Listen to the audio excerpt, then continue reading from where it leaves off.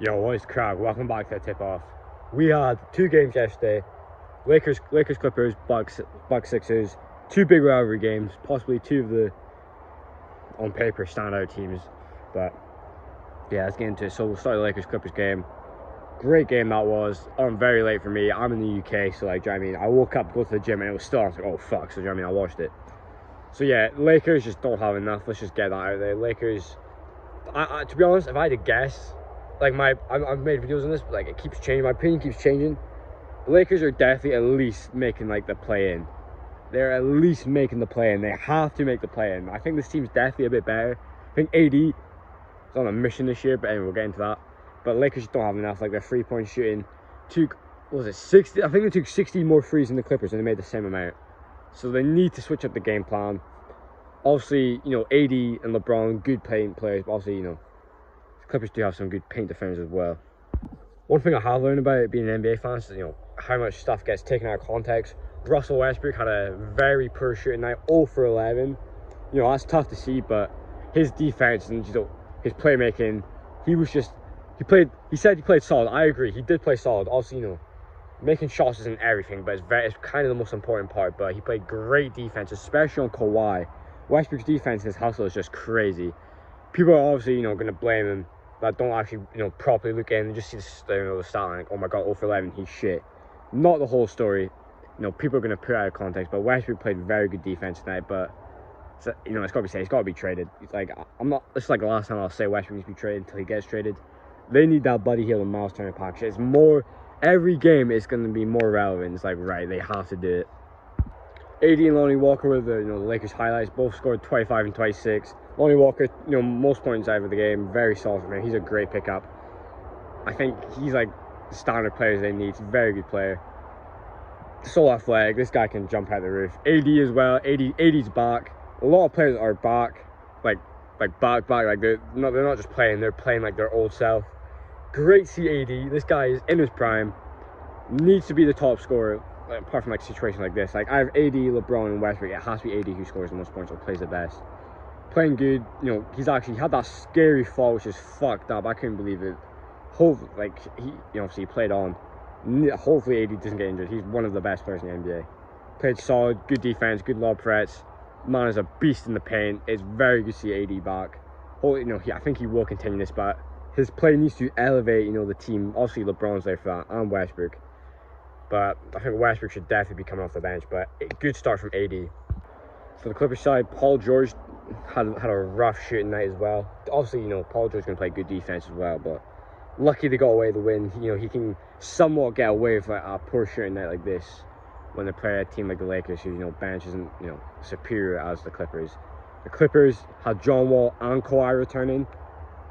Great, John Wall's going to be great this season. I think also he needs to, you know, play in. By like January or so, he's going to be getting 20 almost every night. Kawhi as well. You know what I mean? Kawhi's been putting up MVP numbers once he's fully in, and next season as well. Great to see them back. You love to see it. James Harden, once again, James Harden is back. Another player is back. James Harden's back. Mid-range master today. I don't think he's shot that many mid-ranges in years. That's a very good play style we need from him. James Harden's played amazing tonight.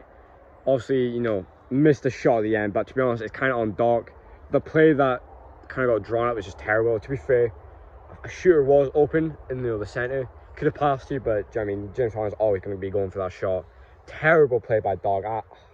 That's going to be our Achilles heel this year. It's just Doc Rivers. You know, if Sam Cassell was our coach, I think I've seen him so much bigger than it already is. But yeah, I think it's just tough. We did make a comeback, you know, down to the last stretch, fourth quarter. Harden, you know, doing what he does. Obviously, he did miss the last shot, but we were close. Embiid in the post. He needs to play more in the paint. Embiid needs to embrace the paint. Fact, he's one of the best paint scorers in the whole league, if not the best, most biggest, strongest, dominant. He needs to be scoring in the paint. Don't get me wrong, he's one of the best mid-range shooters in the world, but there has to be a point where you just get in the post and just go for the layup. Even like, you know, he does a turn, does the shot, the fadeaway. Like, you need to be getting in the paint more. I know Giannis said, but you need to have that big dog mentality.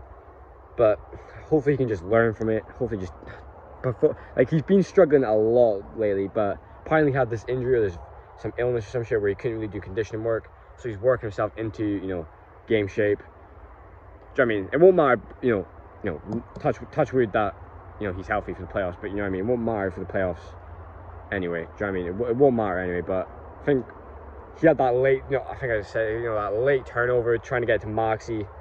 That's just need to be better there, to be honest. Maxi probably would have made the shot, and maybe we win the game, but do you know what I mean? It's over. There's 80 games to go. Do you know what I mean? An 0-2 start is not the end of the world. We're playing the Spurs next as well. But obviously, the national, the ESPN, all that stuff, they're, should we be worried? Yes, we have played the two best, our East competition, and we've lost. Do you know what I mean? That's not a very good sign, especially to start the season. It's like, oh shit, we've lost to our, the two other best teams in the East. Fuck. Like, yeah, it's not. Do you know what I mean?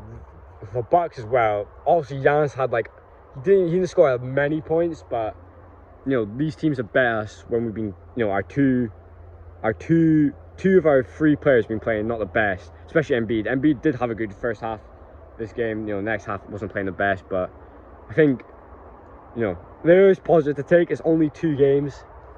Embiid's gonna get in game shape. The whole, somewhat of a new team, not really. New additions need to get used to each other, and then boom, I think we, take the place as the best team in the East. But we only will find out. But yeah, as a Sixers fan, I'm not worried at all. I'm not worried one bit about an 0-2 start when Embiid, our best player, needs to get into game shape. Who's not been performing well, who eventually will be performing well. If you remember, every start of the season, Embiid does this. Especially last season, he almost won MVP and won the scoring title. His first few games, whoa, what's wrong with Embiid? Was it I can't remember if it was a month. It took a month for him to get into it. But yeah, seen this before. I think will be good. But if you liked it, if you like this video, make sure you like. See you for more.